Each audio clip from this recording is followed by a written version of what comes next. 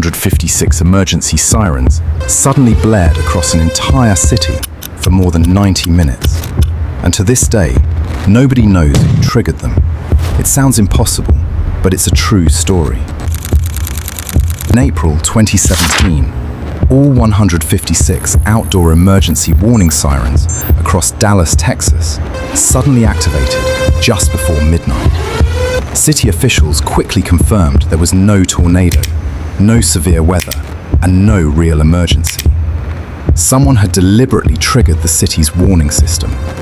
The sirens repeatedly activated throughout the night, forcing emergency officials to manually disable the entire network at around 1:20 a.m.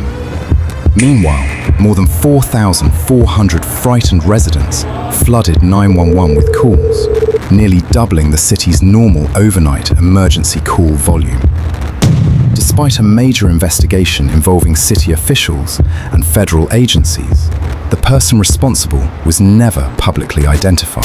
Dallas siren incident became one of the most unusual attacks on public emergency infrastructure in US history, forcing the city to strengthen the security of its warning system.